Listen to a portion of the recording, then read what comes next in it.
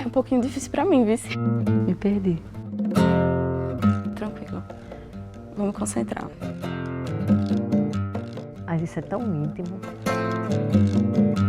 Muitas coisas boas que aconteceram na minha vida. Eu já tô com voz de choro. Besteira. Isso é vida. Eu acredito que liberdade e aprisionamento sejam experiências muito pessoais e palpáveis. Acho que liberdade é o poder ser dona de si e poder agir de acordo com seus próprios pensamentos e vontades, mas jamais passando por cima de alguém nem invadindo o espaço que seria de uma outra pessoa. Aprisionamento é ser privada e tolhida de ser quem se é. É não ter direito sobre si. Mesmo assim, acredito que as liberdades e aprisionamentos sejam muito particulares, porque muitas vezes a minha maior prisão sou eu mesma. Minha necessidade de controlar o incontrolável, minha crença infundada de que eu tenho que ser, fazer e estar em lugares que eu não tenho porque não temos que nada. A vida tem muitos, muitos caminhos, mas aparentemente é muito fácil esquecer disso. Eu, ao menos, esqueço com frequência. Colocar-se frequentemente em segundo plano também é se aprisionar. A mágoa e a dificuldade em deixar ir também. As inseguranças são prisões invisíveis que minam meu cotidiano e, para mim, a prisão acima das prisões é o medo. O medo real que se faz concreto ao meu redor, me deixando muitas vezes sem mobilidade. Acredito que essas sejam as prisões que mais pesam em mim, talvez mais até do que o machismo cotidiano, do que os abusos sofridos, os traumas, as dores, as pressões psicológicas, as confianças quebradas, talvez porque elas deem chance de as prisões impostas se instalarem. No entanto, a liberdade, bem como a felicidade, existe. Ela é a possibilidade de ir e vir. Ela precisa, acredito, de condições básicas de vida para que possamos ter o poder de escolha. A minha liberdade aparece quando eu posso ser eu, quando posso falar porque é isso que me ajuda, quando posso sorrir, abraçar e também silenciar se é isso que eu quero. É poder sentar e tomar meu café, é poder ter acesso ao que me acolhe, fortalece e me faz crescer. A arte. É poder dançar por dentro e por fora. É quando eu tenho apoio e posso voar. É quando o peso abandona o meu peito e parece que finalmente eu posso respirar. O ar transita. Que lindo!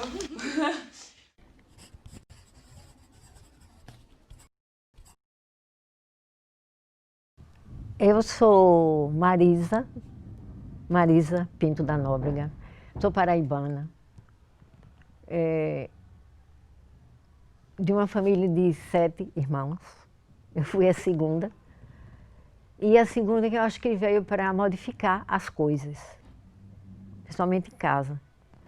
Eu sou Judite Borba, sou procuradora de justiça, mas eu pretendo, daqui a algum tempo bem próximo, me aposentar e recomeçar uma nova vida como consteladora, coach e também estou terminando o curso de contoterapia. Teta é assim, né, Teta, né? No presídio o pessoal me chama de Teta. Na favela onde eu moro o pessoal também me chama de Teta. Meu nome é Maria da Conceição Zacarias de Souza. E colocaram esse apelido de mim, Teta, até eu mesmo gosto de Teta. Porque já sofri tanto na minha vida e hoje eu estou aqui, né? Tenho meu emprego, tenho minha casa. Eu sou Fabrícia, eu tenho 27 anos, eu sou atriz, sou psicóloga, estou finalizando agora isso, graças a Deus. Sou mãe e o que eu gosto? Eu gosto de tanta coisa. Eu gosto de me descobrir todo dia, descobrir uma coisa nova, sou eu. Meu nome é Denise, eu sou servidora pública, mas na realidade eu faço outras coisas. Eu sou pesquisadora, participo, sou engajada, virei ativista depois das minhas pesquisas no cárcere. E hoje eu me descobri que na realidade sou 1001 coisas, né? Então, meu nome é Nathalie, eu sou do interior do Ceará. Porra, tá foda. Estranho. Tenho 24 anos, sou preta, descobri um dia desse. Sou sapatão e eu gosto de arte, gosto de teatro, gosto de judô, gosto de ir para cinema, gosto de ler.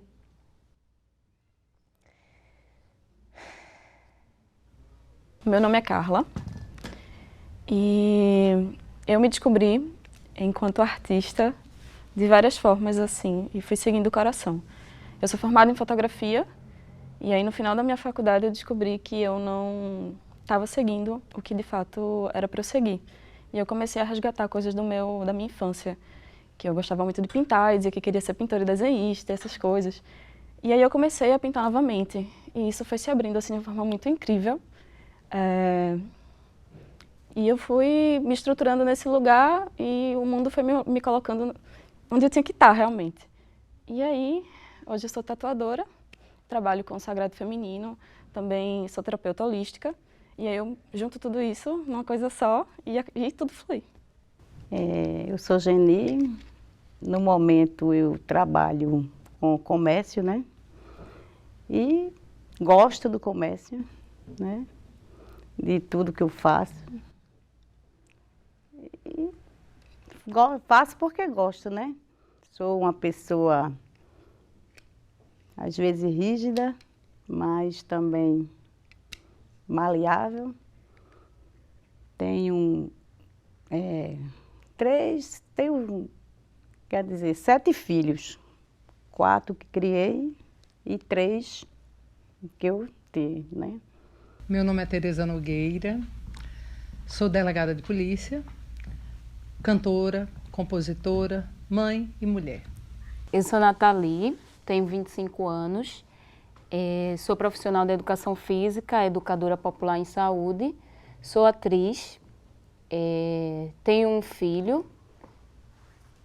e estou em um processo de construção ainda, na verdade, do que sou eu. Liberdade foi a minha vida, porque eu fiz o que quis, dentro de época de repressão, porque eu, sinceramente, eu não acreditava nos dois lados, sabe? E eu fiz o que me deu desde criança, eu fiz só o que eu tive vontade de fazer, sem atrito, sem luta, assim, que ofendesse o outro lado. A liberdade é uma coisa, a gente tem que zelar por ela. É uma coisa muito boa a liberdade. Até o ar da rua não é como o ar da cadeia, não. A cadeia é um ar preso, é aquela coisa que você não respira, não. Você vegeta dentro daquele lugar. Quando você sai para a rua, você parece que não sabe nem pisar no chão, nem atravessar uma rua. Por quê? Porque lá dentro é um lugar onde o filho chora e a mãe não vê. A liberdade é muito boa. Liberdade, para mim, eu vejo totalmente atrelada à questão de ligar a minha essência, de conexão com a minha essência. É muito seu, liberdade é muito... Mas é contagiante. Quando você se liberta, você quer que as pessoas se libertem também. A liberdade é você fazer e ser quem você sente vontade de ser de forma ilimitada. Sabe? Quando você está ajustado com sua verdade, com seu propósito, você reconhece seu talento, suas vontades e tudo mais, eu acredito muito nisso. Acho que liberdade, para mim, se cataloga muito na liberdade coletiva e na liberdade individual. Pensei na liberdade como cura inicialmente, né?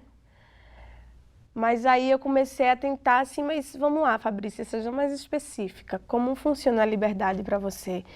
E eu acho que liberdade é o poder ser quem eu sou. Mas quem eu sou, eu ainda não sei, ou talvez saiba, ou eu sou uma pessoa hoje, amanhã já não sou mais. E eu acho que a liberdade também está aí, sabe? Então a liberdade é poder ser quem eu sou, ser andar como eu quiser, com quem eu quiser, e ser respeitada por isso, sabe? Mas respeitada real, oficial, porque a gente sempre diz, fulano, eu te respeito, você é assim.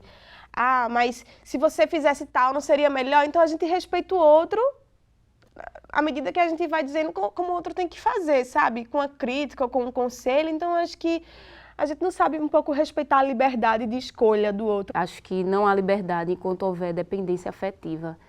Liberdade é uma busca constante, porque você sempre quer mais. E assim, a liberdade ela é um desejo, é um estado, é um direito. Eu tenho vários momentos que eu me sinto livre, assim, mas teve uma vez que foi bem marcante pra mim, que foi uma coisa bem de farra mesmo, assim. Eu tava vivendo um momento em que eu queria fazer as coisas e não tinha companhia pra fazer, sabe?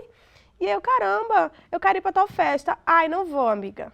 Minha gente, vamos pra tal lugar, não vou. Eu fiz, ai, quer saber? Eu vou começar a fazer as coisas só, porque eu vou deixar de fazer o que eu quero? Aí eu comecei a experienciar essa liberdade. Em uma dessas vezes, eu fui pra uma festinha, sozinha, bem maravilhosa. Essas coisas que eu vivi foram bem... E aí, quando foi no final dessa festinha, aí a galera que eu não conhecia, que eu conheci lá, fez, olha, vamos pra lá tomar um banho ali no açude. Né, que era um açude já bem conhecido, que a galera costumava tomar banho nu. Eu fiz, gente, eu vou para um lugar no meio do mato com a galera que eu não conheço, tomar banho nua, vou. Aí eu fui, e foi bem maravilhoso, assim, a gente já foi tirando a roupa no meio do caminho e tomou banho todo mundo nu.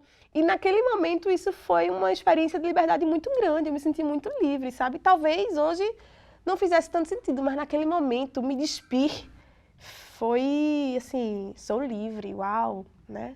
Foi maravilhoso. Eu acho que o pensar já é uma liberdade, né? Já é um esboço da liberdade.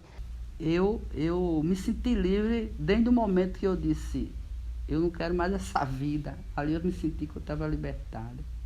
Hoje eu sou liberta, eu não tenho medo de polícia, eu não tenho medo de nada. Quando você se sente livre? Quando, exatamente, eu assumo o que faço, sou livre para ter opções, sou livre para sentir e sou livre para fazer qualquer coisa. Isso é liberdade. Respeitando as normas democraticamente aceitas e respeitando também a liberdade do outro. Quando eu estou pintando, quando eu estou tatuando, quando eu estou conversando e trocando com outras mulheres, o meu trabalho inteiro, do início ao fim, do contato, de tudo, é essa conexão comigo mesma. E minha liberdade é isso, vou para onde eu quero, se eu quiser ir para uma festa eu vou, se eu quiser vir para aqui mesmo, se fosse na época do passado eu não podia vir, de jeito nenhum, não tinha nem lógica, como essa filha que eu tenho também, essa mais nova.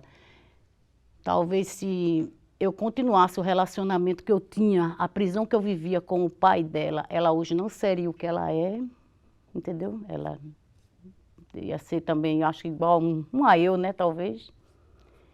E, para mim, eu estou bem e tudo que aconteceu na minha vida foi no tempinho de Deus. Deus fez tudo no tempo dele. Se sentir livre de verdade a gente nunca vai se sentir, porque tem a liberdade coletiva, que é impossível a gente fugir dela, que eu não posso negar, que eu me sinto constrangida, que eu me sinto presa dentro de casa, que eu preciso, enquanto mulher, por exemplo, ter um horário para ir e voltar, ter uma roupa para vestir para determinado lugar, ter toda uma estrutura para poder sair, precisa pagar Uber, precisa pagar táxi, precisa de ônibus, não vai rolar, porque de meia-noite vai sentar um cara do seu lado. Eu preciso saber e estar em todo momento elaborando, né? Quando aquele cara pode ser uma ameaça, quando ele não é uma ameaça, a forma como ele se comporta, a forma como ele olha, se eu tenho que atravessar a rua agora, se eu tenho que entrar em algum comércio, se eu saio no celular e eu me sinto com o celular pela rua e eu me sinto ameaçada, mas eu que comprei aquele celular, eu só posso usar o celular dentro de casa. Então, há um certo aprisionamento. Acho que a gente está sempre evoluindo, acho que a gente nunca é, a gente está. Acho que esse trânsito entre não saber quem é e se permitir descobrir quem é e o que pode ser, acho que é uma prova muito, muito legal de liberdade, apesar de também aprisionar. Porque de criança, assim, tipo 10 anos, eu resolvi que eu não ia casar, não. E eu achava estranho quando eu comecei, assim, a entender, ou tentar entender sexualidade, por que que a gente não tem experiência sexual antes do casamento? Eu me perguntava, né? Lógico que eu não poderia verbalizar para ninguém. Porque aí eu pensava assim, eu vou casar com um cara que eu nunca vi, de noite vou me deitar com ele, sem saber nem como é, nem para onde vai. Eu acho errado, eu dizia, né? Mas tudo bem, a vida tocou. A minha irmã mais velha é 1 ano e 3 meses mais velha do que eu. assim, ela seguiu todos os padrões da época. E eu não segui nenhum. O meu sagrado feminino acontece todos os dias quando eu estou na frente do papel e eu consigo me olhar naquele papel, eu consigo ver que aquilo ali está em branco e eu posso me pintar todos os dias. Meu sagrado é um resgate, é olhar para as minhas ervinhas, é poder me ressignificar todos os dias, olhar para o meu corpo, para as minhas subjetividades. No passado eu não sabia nem abraçar, porque no meu convívio de família e marido, a gente não podia transmitir carinho para filho e mãe para filho, e ficou aquela barreira. Até hoje eu tenho dificuldade de chegar para uma pessoa, abraçar, eu olho, vejo todo mundo se abraçando, acho bonito, mas eu tenho ainda existe uma barreira em mim que eu não sei. Chega um fim de ano, eu dou feliz ano novo, mas não tenho vontade, mas não tenho atitude, eu acho ainda, de abraçar um filho, abraçar. Sou uma mãe super carinhosa, mas não tem, essa barreira ainda existe dentro de mim. A primeira vez foi o quê? 2002 que eu caí. 2002. A primeira vez que eu caí, para mim estava tudo bem, tudo bom. Oxe, rolo de mulher lá, eu gosto de mulher. Rolo de mulher, eu disse, oxe, estou no paraíso. Passei um mês só, eu digo, oxe, o negócio é bom. Eu continuei fazendo coisa errada, aí eu voltei de novo. Aí eu tá bom, aí quando foi na terceira, meu velho, passei 1 ano e 8 meses lá dentro, trancada, arrumei logo um emprego para mim. Arrumei um emprego, fiquei trabalhando. Quando o meu avaral chegou, eu nem acreditei na minha liberdade. Porque todo mundo saía e eu ficava. Todo mundo saindo e eu ficava. Eu digo, os caras nem sabem, eu vou fazer de conta nem mais que eu tô presa, sabe? Vou fazer de conta que eu tô passando um tempo fora. Aí pronto, meu avaral chegou, a doutora Karina me ajudou, arrumei um emprego. E hoje eu tô de boa, não quero mais nunca vida errada. Eu percebo que eu sou movida a paixões através de gente. As pessoas me motivam a mudar com o tempo. Eu trabalho como oficial de justiça e minha experiência com cárcere foi justamente de ter interesse em trabalhar com pesquisas ligadas ao cárcere.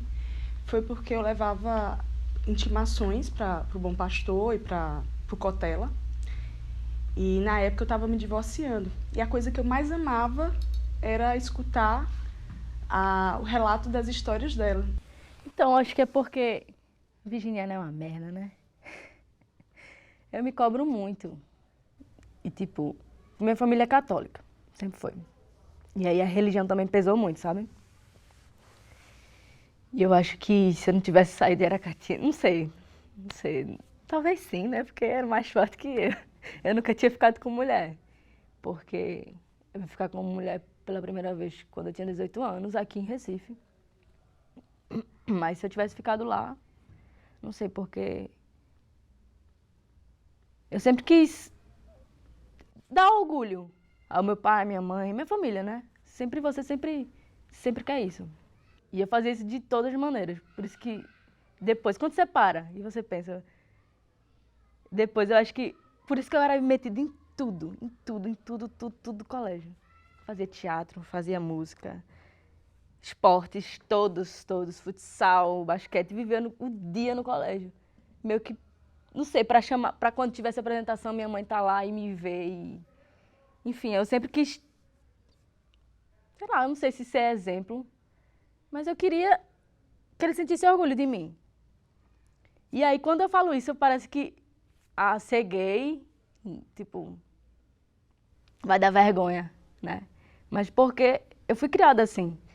Inclusive, tipo, quando eu tive a minha primeira namorada, eu tava ali com ela, eu amava, mas ao mesmo tempo, quando eu tava sozinha, eu ficava me martirizando mesmo, de tipo, não, isso tá errado, eu vou pro inferno, porque foi isso que eu aprendi. E, caralho, era foda. Tipo, eu vivia aquilo, queria, aí ao mesmo tempo eu ficava pensando, não, mas tá na Bíblia, Deus é amor, e isso que eu sinto é amor. E ficava nesse contraponto comigo mesmo, porque ninguém chegava pra falar, ninguém. É muito fácil a gente amar à distância, né? É muito fácil. Eu amo você, mãe, eu quero você bem. Mãe, eu lhe respeito, mãe, me respeite. Mas quando a gente vai conviver com as pessoas que a gente diz que ama, né? E aí a gente começa a ter que lidar com as diferenças, ter que respeitar. E aí entra a questão da liberdade, entender que o que ela é, ou como ela escolhe viver, não é a minha maneira.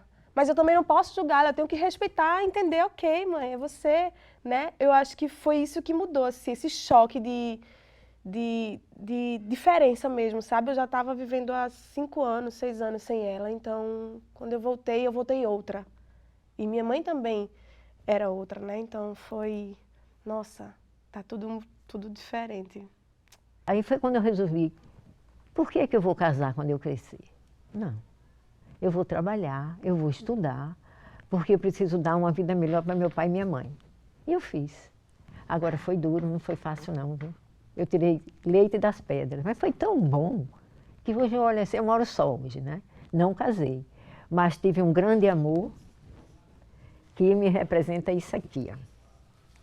Foi dele, 1972. Isso aqui. Essa camisa. Ele já está do outro lado e disse que me espera lá. Eu acredito que sim. A senhora chegou a casar com ele? Não. Casar, não. Mas ter vida sexual, sim, né? Foi a primeira pessoa. Porque eu pensei assim, mas eu só vou ter... Eu dizia assim, se entregar, que era uma coisa... Eu achava pesado entregar não. Isso é uma coisa doce, como é que é entregar? Eu pensava assim, né? Quando fosse o que realmente eu amasse. E aconteceu, tive namorado, tudo. Quando partia, não quero. Embora eu achasse que devesse ter ano do casamento. Mas se eu não ia casar, né? Por que ter só por ter, não? Antes, eu não tinha liberdade, eu não tinha felicidade, eu não sabia o que era alegria, né?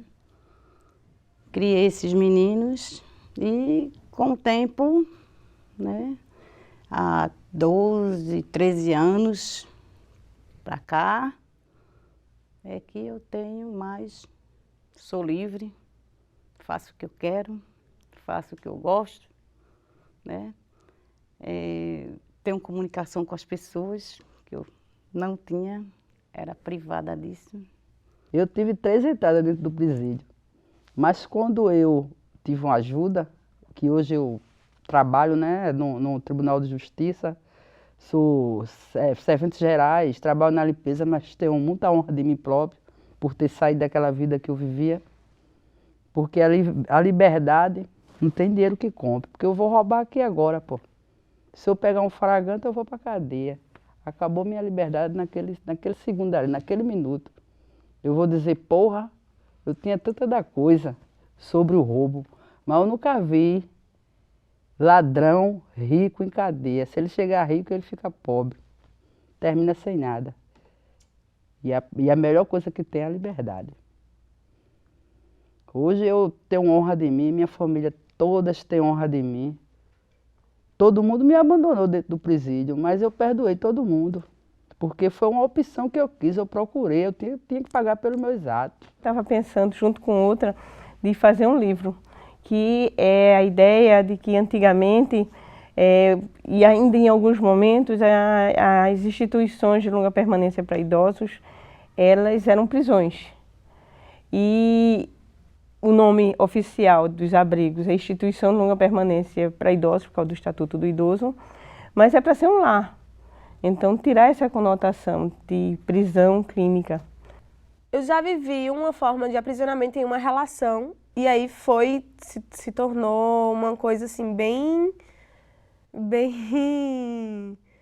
prisão mesmo, porque eu não saía de casa, eu não abria a janela do meu quarto, né? Não abria a janela do meu quarto, porque eu não podia olhar para o mundo, entende?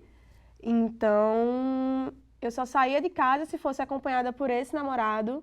Eu ia comprar minhas roupas com esse namorado. Eu não ia com a minha mãe. Eu ia comprar com esse namorado. Então, acho que foi a primeira vez que eu vivi um aprisionamento sem perceber, claro, porque eu era muito nova. E também por achar que era natural, assim, sabe? Porque as pessoas dizem que, enfim, a mulher, ela tem que se comportar, né? Então, quando chega numa relação, você acha que você tem que fazer tudo certinho. Eu namorava com um louco que eu tinha que dosar a loucura dele, né? Porque eu achava que eu amava ele e eu não queria perder aquele namorado, então eu deixei de viver por conta disso. Foram 4 anos de relação.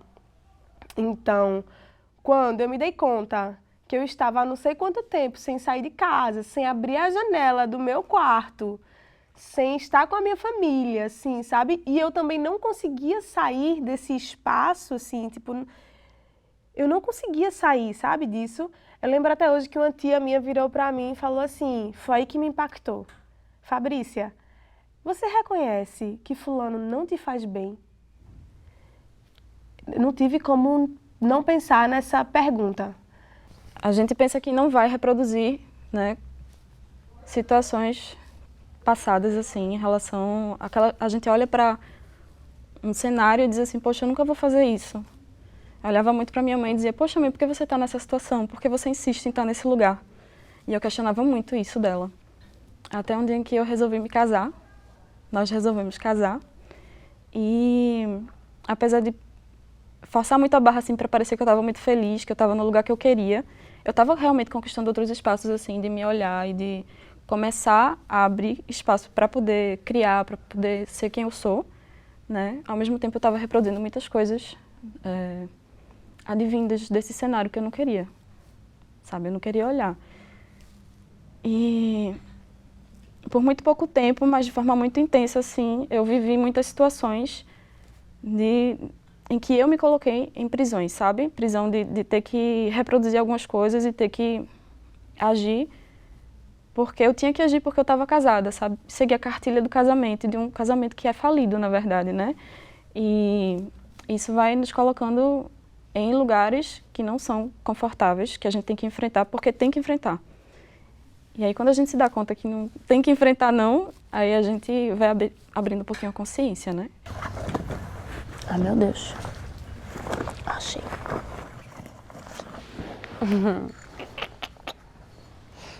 Aí, se tu puder dizer o que é, assim, por que você escolheu? Eu escolhi essa boneca porque eu ganhei da minha irmã quando eu estava grávida e não estava aceitando a minha gravidez, inclusive. E para mim aquilo foi uma experiência muito ruim, receber aquilo naquele momento, sabe? Porque era uma prova cabal de que era exatamente assim como eu estava, era um espelho, um reflexo. E naquele momento tudo que eu não queria era me ver, era aceitar que eu estava gestante, por exemplo, que eu estava grávida, que havia um filho ali. Então a minha ideia era postergar o máximo possível e na hora de nascer a gente via como é que ia ser. E quando ela me deu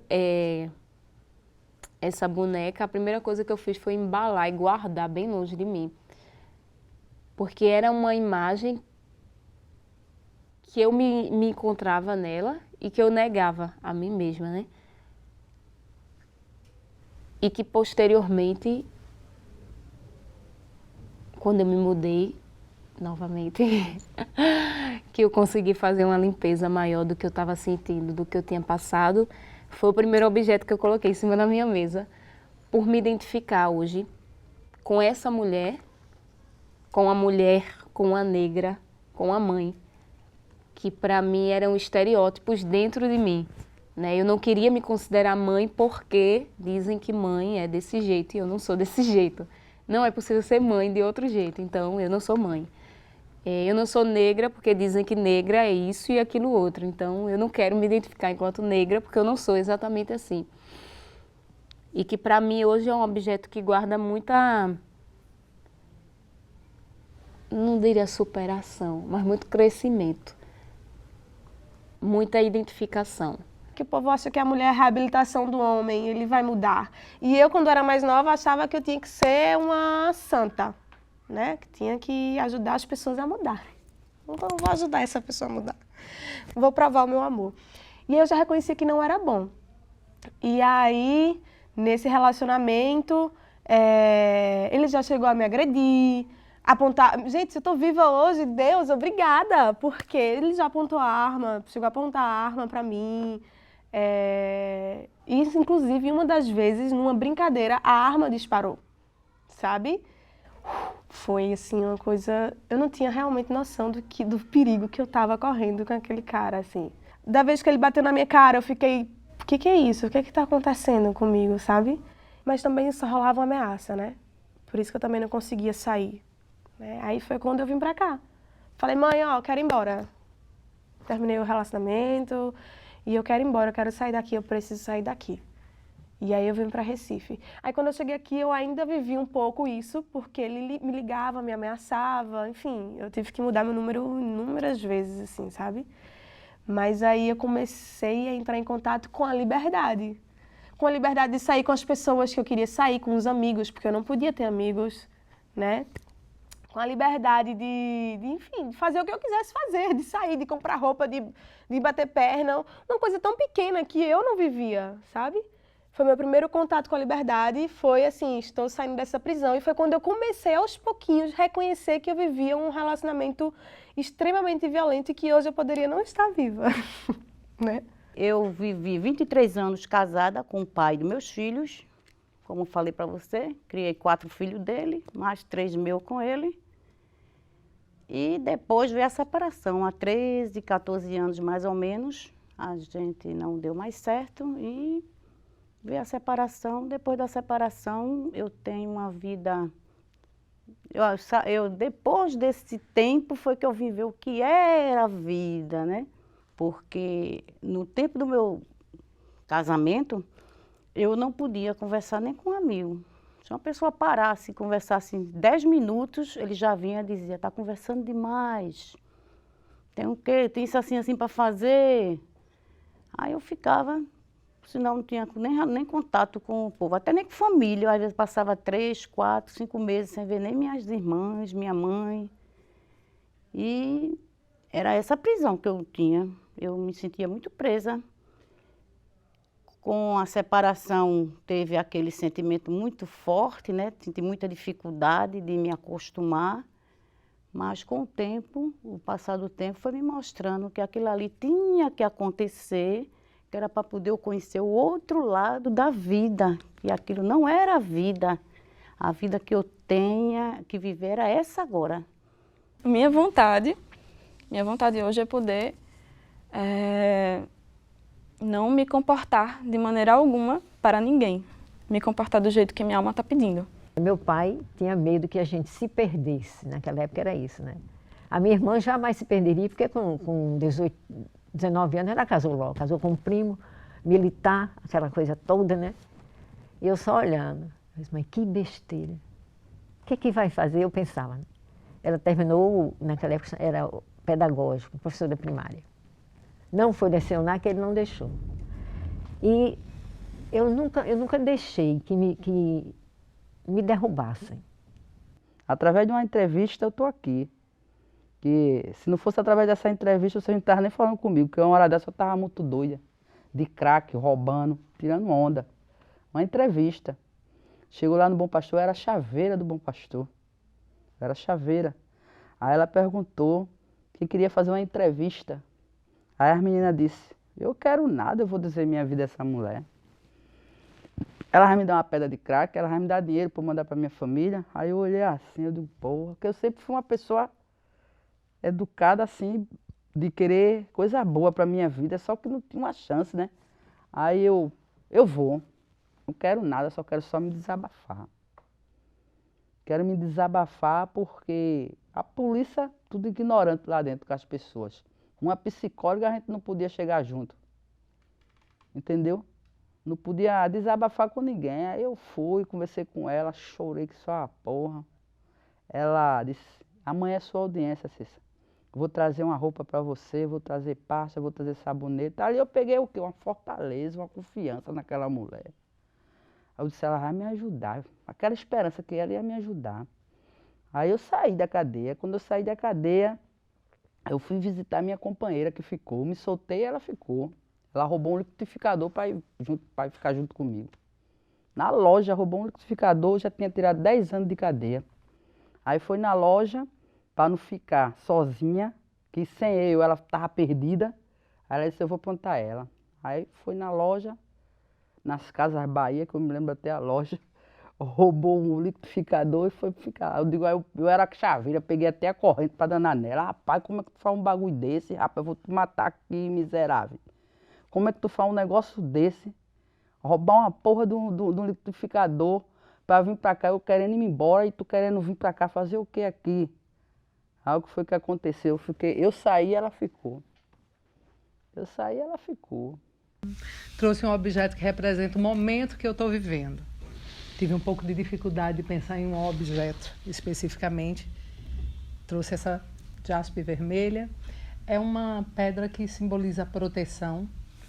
Eu ultimamente ando numa fase mais holística da minha vida. Tenho buscado, me identifico hoje com essa coisa da busca pessoal, de ser uma buscadora e encontrar coisas além das coisas materiais que a gente passa tanto tempo percorrendo, perseguindo. E eu acho que a jaspe vermelha me representa bem nesse instante, o retrato desse momento. Eu tô numa vibe meio desapego mesmo, de tudo. E eu, meu Deus, vou levar um objeto, mas, tipo, eu tô cagando pra objeto, tá ligado? Aí eu trouxe um ser vivo, uma plantinha, um cacto, que quem me conhece sabe que eu amo cactos. E aí eu trouxe ele. Eu vejo assim, tipo, ele é tão frágil, e eu me vejo assim, que de alguma maneira ele quer se proteger. E aí os espinhos servem para isso. Mas ele também sempre floresce. E aí eu acho que eu tô florescendo também. Enfim, foi por causa disso que eu trouxe cacto. Ele representa muito para mim. E é um ser vivo, não é um objeto. Esse objeto eu trouxe de uma forma muito... traz alguns desafios olhar para ele. No sentido de que é uma moldura em que eu coloquei um presente para uma pessoa, meu ex-marido. E essa moldura voltou para mim com um desenho. Ela me simboliza porque hoje eu consigo olhar para ela sem nada dentro. E aí eu consigo colocar dentro dela qualquer imagem que for. Porque apesar de ser um lugar onde a gente aprisiona algo, a gente também destaca algo. E hoje eu estou me dando a oportunidade de colocar qualquer coisa aqui dentro. E eu trouxe uma fotografia, que é uma fotografia que está eu, minha mãe, minha filha e minha avó, porque isso me representa, né? Da onde eu vim. Quer que eu mostre? Eu acho que... tá aqui. Aqui. Pode falar um pouquinho desse Um pouquinho. Desse dia, eu acho que foi o quê? Antônia tinha uns 5 meses, não lembro muito bem. E a gente foi para um chá de fralda de um filho do meu primo, né? E eu tava vivendo um momento bem... assim mesmo, né? Assim, eu tinha mudado de cidade, eu morava aqui, voltei para minha cidade natal para ser mãe, coisa que eu nunca quis voltar, eu nunca quis assim ser mãe dessa maneira, e eu estava vivendo apenas para isso. Então, eu estava muito mergulhada nesse universo de ser mãe e de voltar a morar com a minha mãe. Eu estava sendo mãe e morando com a minha mãe. E morando com a minha avó, e morando com a minha irmã, e morando com todo mundo. E aí foi uma aproximação, uma reaproximação da gente, assim, sabe? Não muito fácil, mas importante. Foi isso aqui, essa época. Isso aqui é muito valioso para mim. Isso aqui, é tudo na minha vida, isso aqui. Isso aqui eu fiz no Bom Pastor, esse filme, esse documentário. E fiz também um Olhar Contra o Crack, eu fiz, porque eu fui usuária do crack também. Aí fiz um Olhar Contra o Crack. Esse aqui foi uma emoção para mim, juiz e desembargador, tava tudo lá, os doutores, e eu lá, fui chamada, um monte de gente, mais de 1000 pessoas, e fui homenageada, ganhei essa placa. E aí naquela hora eu chorei, pô. Eu chorei por ter sido homenageada. E eu sou uma guerreira. Eu olho para mim hoje, eu sou uma guerreira, eu mesmo tenho orgulho de mim próprio. Trouxe essa lembrança aqui, que eu não gosto de guardar lembranças ruins, eu gosto de guardar lembranças boas. Eu trouxe essa foto desse neto.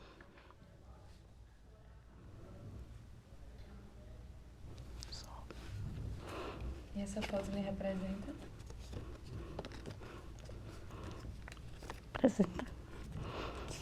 Representa porque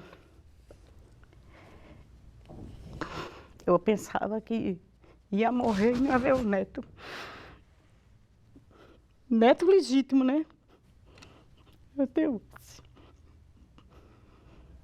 E como é teu neto? Ele é alegre, apegado a mim, né? A gente se curte bem. A gente se abraça, né? É com ele que eu estou aprendendo a abraçar, né? Eu não sabia. Aí ele abraça muito e é muito carinhoso. Gosta muito de dizer no meu ouvido que me ama, né? Vovó, eu te amo. E estou feliz por isso. Se fosse um objeto, meu mapa astral, minha carta astral, né? Para mim, eu me entendo como se todos nós tivéssemos um mapa e muitas vezes a gente se desconecta do mapa. Que hoje eu posso me perder, mas eu tenho meus mapas e minhas bússolas. Acho que a gravidez me mostrou muito isso, de que há uma solidão. Acho que a mãe, a Nathalie pós-maternidade, é uma Nathalie que julga menos. Que várias vezes eu escuto, Nathalie, o importante é que tu vai ter ele para sempre na tua vida. Muito pelo contrário. Desde que ele saiu de mim, é que cada dia eu tenho menos ele perto de mim. Porque eu também não quero uma pessoa que seja para me acompanhar, né? Ele precisa ter autonomia, ele precisa ter a liberdade dele de escolher. Eu engravidei no momento em que eu estava no último período do meu curso e com muitos planos, né? Eu tinha 24 anos. O último período do curso, eu queria iniciar outro curso e tal. Estava envolvida com o pai dela, mas não era um relacionamento sério. E aí eu descobri que estava grávida. Ao mesmo tempo que descobri que aquela relação não ia, né? E caramba! E o que é interessante é que eu engravidei em fevereiro de 2015. Dezembro de 2014, eu tive uma conversa, acho que foi dezembro ou novembro, uma conversa muito séria com a minha mãe, de me posicionar mesmo, porque eu sou bissexual. E aí a minha mãe sempre ficava jogando, você fica com mulheres, mas ela jogava e não aguentava a resposta. E nesse dia eu fui e falei, olha mãe, eu fico com mulheres, mas eu não disse a ela que eu era bi. E aí 3 meses depois, 4 meses depois, mãe, eu tô grávida. Então, foi uma coisa meio que, o que minha mãe vai pensar? Ela achou até que teve a cura gay. E aí, nessa loucura de me descobrir grávida e pensar na minha vida, bate aquela coisa, e aí, tira, não tira, tira, não tira. Mas eu já sabia que eu queria ser mãe, só não queria ser mãe naquele momento, né? E eu fiz, não vou tirar não, eu vou encarar o que vier. Para mim, o maior paradoxo, assim, da minha felicidade e infelicidade foi o nascimento do meu filho, né? Quando ele nasceu, eu não queria nem olhar para a cara dele, né? Havia uma negação em mim, apesar da sociedade dizer, é o momento mais feliz da mulher, aquele momento. E para mim, eu olhei para a cara dele e falei, ok, beleza, quando é que eu vou sair daqui dessa sala que eu tô morrendo de frio? Então, é um momento que para qualquer sociedade deveria ser um momento feliz e que para mim, internamente, com os conceitos que eu criei, com os preconceitos que me foram passados, com a idealização de uma maternidade, não era exatamente um momento feliz. Descobri que eu estava um pouco em depressão, né, assim, e comecei a me trabalhar, fazer terapia e tal. Aí surgiu a oportunidade de voltar para Recife. Mas, olha, a Antônia fazia 4 meses, eu ficava, ai, graças a Deus, 4 meses. Eu estava em depressão, gente, já tô ótima. 5 meses, não, acho que tá acabando agora, esse negócio essa tristeza tá indo embora agora. 6 meses, eu ainda tô triste. Então, eu não sei quando, de fato, esse negócio acabou, assim, sabe? Às vezes eu olhava para ela, teve uma época que eu olhava para ela e eu tinha tanta vontade de chorar, assim, sabe? Eu não queria dar banho, eu não queria cuidar, sabe? Mas eu ficava naquele negócio de, é minha filha, né? Eu preciso amar esse ser humano. E aí eu ficava me trabalhando, eu rezava muito, ficava me trabalhando. Eu não posso deixar de dar banho na minha filha. E eu não abria isso pra ninguém, né? Eu tinha muito medo, ao mesmo tempo eu tinha muito medo que tirassem ela de mim, sabe? Eu vivi esse medo por muito tempo. Tinha medo de que qualquer pessoa, o pai, o taxista, qualquer pessoa tomasse minha filha de mim. E aí, aos poucos, com o tempo, eu fui percebendo que estava ficando mais leve, assim, sabe? Eu estava me adaptando a essa nova rotina de acordar no horário dela, de ter que dar não sei quantos remédios que ela ficou doente quando era bebê por dia. Tinha que dar banho, tinha que amamentar, tinha que fazer a comida depois, tinha que fazer tanta coisa que eu não sabia fazer, sabe? E eu ficava, eu tô ficando doida e eu esquecia de fazer as coisas, esqueço até hoje. Mas depois de um ano, eu olho hoje para ela e que hoje ela tá com 2 anos, né? Depois de um ano eu comecei a olhar para ela e ver que eu estava me adaptando a essa nova realidade. Eu não sabia o que era violência psicológica. E isso para mim foi um fator muito louco, porque quando começou isso na época de um relacionamento, era uma quebra de uma porta, uma quebra de uma janela, uma quebra disso, aquilo, outro. E uma grande amiga foi na minha casa estudar, isso depois eu já tinha me divorciado, já tinha passado um tempo. E ela olhar para mim e perguntar, ela era policial, então eu achei muito interessante a pergunta dela. Eu estava estudando, ansiosa para passar numa seleção de mestrado e tal, e ela perguntou, Denise, mas ele nunca te bateu?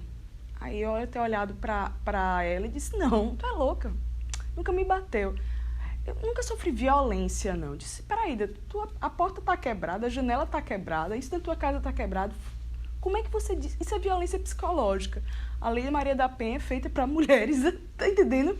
Para você, tem lá, vamos ler o que é violência psicológica. E eu fui entender o que era violência psicológica através disso. E em detalhe, eu não queria contar para ninguém sobre a porta quebrada, a janela quebrada.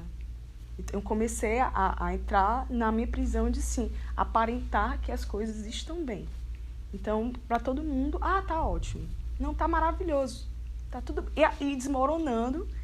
E os objetos, na realidade, eram um pouco o que estava dentro de mim, né? Eu nasci com uma deficiência de absorção de vitamina A, que afetou a pele e a vista. Isso te afeta no teu dia a dia de alguma forma? Olha, já afetou muito. Mas atualmente é basicamente essa questão de ter que ter um cuidado mais especial, né?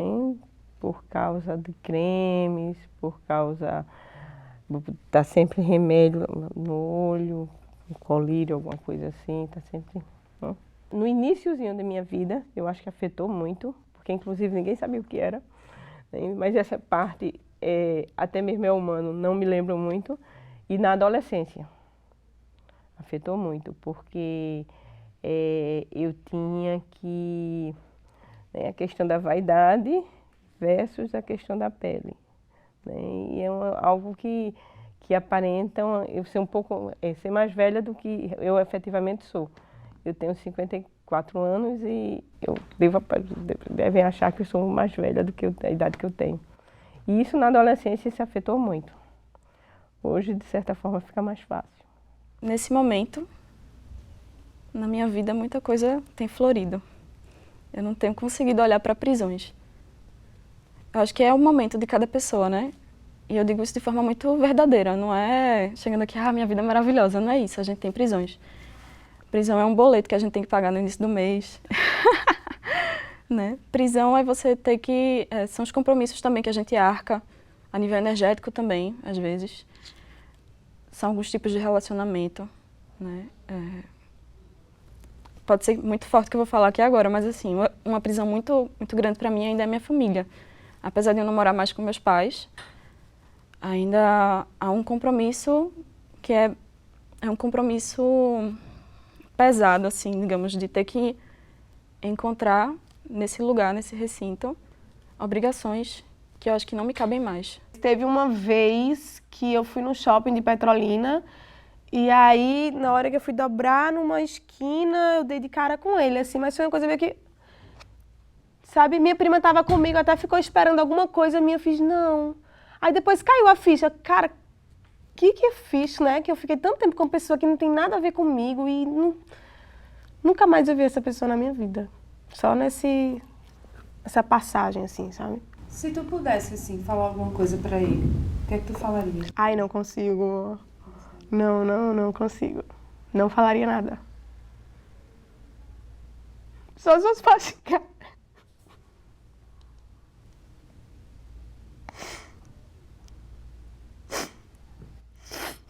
Não falaria nada. Por muito tempo eu achei que a gente se culpa, né? A gente sempre se culpa das coisas que a gente vive, assim, tipo, dos aprisionamentos, dos abusos e tal. Mas eu acho que existe um limite, sabe? Tipo, não quero trabalhar esse perdão agora. Eu quero bem longe da minha vida e tal. Não falaria nada. Só se fosse uma coisa assim, que você não faça mais isso com outras mulheres, né? Não faça mais isso com outras mulheres.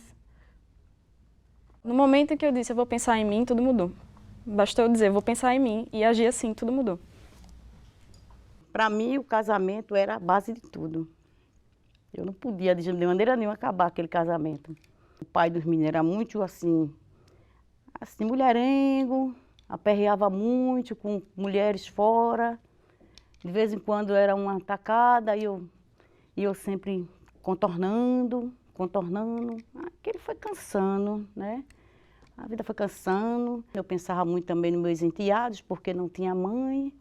E se eu desistisse daquele relacionamento, eles iam sofrer, porque eu não podia com 7 filhos, eu podia com 3, que eram os meus, né? Aí quando aprontou, eu disse, agora vai ser agora. Eu tenho que ter uma atitude na minha vida, né? Quando eu pensei o que me aprisiona, sem dúvida nenhuma, é o medo. Esse medo que a gente não sabe de onde vem às vezes, né? E impossibilita a nossa caminhada. Eu não sei o que é aprisionamento, não. Eu nunca tive nenhum aprisionamento assim, nada. Sinceramente, nada. Nem mágoa, nem nada eu não guardei. Eu acho assim até difícil eu dizer o que é realmente, sinceramente. Porque eu nunca me senti presa a nada. Inclusive numa... Eu vou dizer, numa violência que foi tida para comigo, um estrupo. Talvez tenha sido isso um aprisionamento, que eu fiz psicoterapia 17 anos para conseguir a liberdade total, sabe? Mas não fiquei com raiva do mundo, não fiquei assim. Infelizmente aconteceu, infelizmente, porque eu não tive como me defender, de jeito nenhum. A prisão eu não gosto. A prisão, por isso que eu deixei a vida errada. Eu não gosto de estar presa, não. Eu acho que eu tenho aquele negócio, fobia, porque eu não me sinto bem presa. Até dentro de uma casa hoje. Se eu ficar presa dentro de um elevador, eu já não gosto. Eu gosto mais de andar na escada lá onde eu trabalho, na escada. Porque quando aquele elevador fecha, me relembra muita coisa do presídio, quando fechava a porta lá, aquela grade. Bah! Aquela zoadinha pra mim, Deus me livre. Já escutou uma zoada daquela? Bah! Olha, prisão para mim hoje é um conceito tão amplo, né? Não é só aquela caixa que a gente entra e fica dentro dela, não é só aquela cela que eu tenho lá no interior da delegacia, não é só aquilo que é prisão. Quando eu respondi para você, eu respondi que eu descobri o que era aprisionamento quando, na verdade, eu me senti pela primeira vez livre, né? Eu tinha 12 anos, eu tinha uma vida muito certinha, tudo no lugar, estava tudo perfeito e eu achava que aquilo era perfeito. Até que meus pais se separaram e foi um momento muito difícil para a família e tal. Foi aquele momento em que eu achei que o chão tinha sumido, né? Foi o momento do recomeço. Então, o momento do recomeço foi quando eu pude olhar para trás e ver que aquilo tudo era uma ilusão, que a gente vivia dentro de um castelo, eu estava presa naquele castelo. Uma fase da minha vida que eu dei um salto, acho que um salto quântico, né? Eu deixei de ser menina, que ainda era muito criança, com 12 anos, ainda muito imatura, e já caí no mercado de trabalho, fui explorada no trabalho, pegava 2 ônibus, morava em Paulista, pegava 2 ônibus para ir para o Marketplace de Piedade, atravessava toda a cidade, assim, e era uma menina, não conhecia nada aqui, tinha vindo do sertão.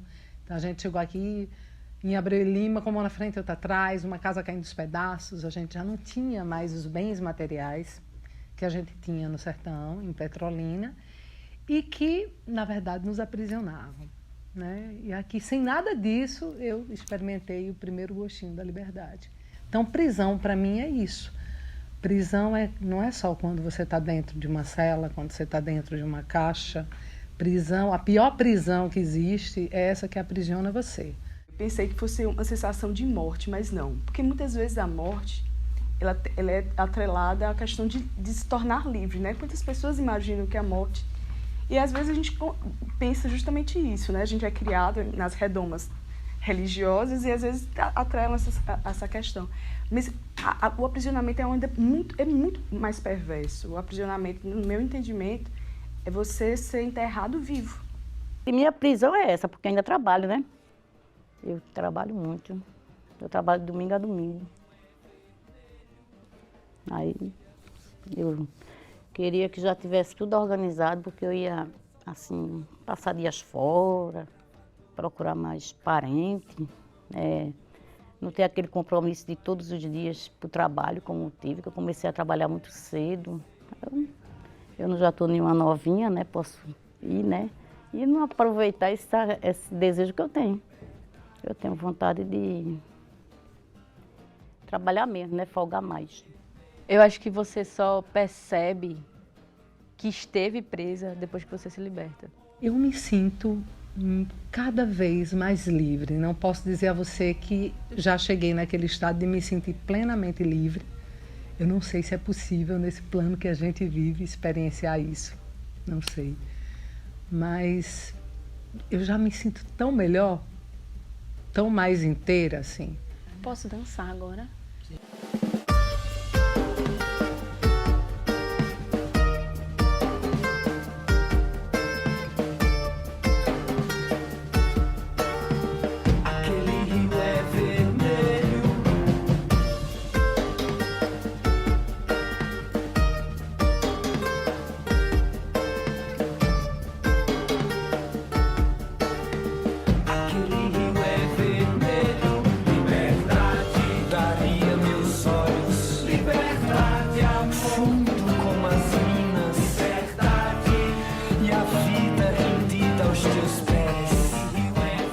Meu nome é Lara, sou filha de Ida Torres, atriz aqui de Pernambuco, tá, meu bem? Eu gosto de escutar música, deixa eu ver... e ver série, filme e só.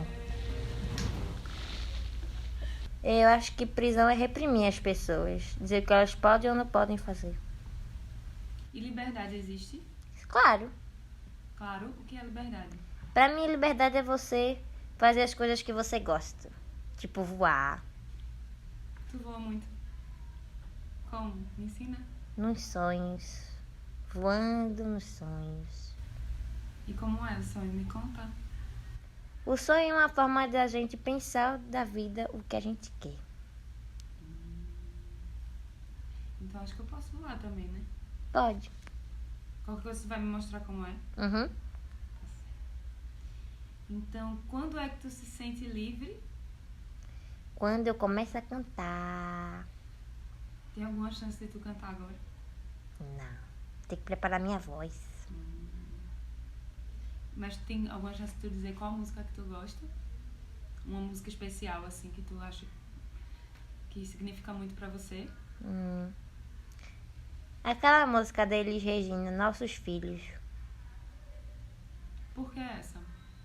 Porque eu sinto tudo que ela fala quando ela começa a cantar.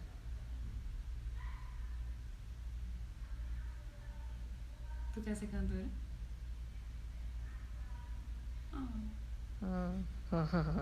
Tu é feliz, Lara? Muito, muito mesmo. O que é que tu poderia dizer para as pessoas que de repente não estão se sentindo muito felizes? Serem elas mesmas e acreditar no seu potencial. Tá bom. Obrigada. Nada.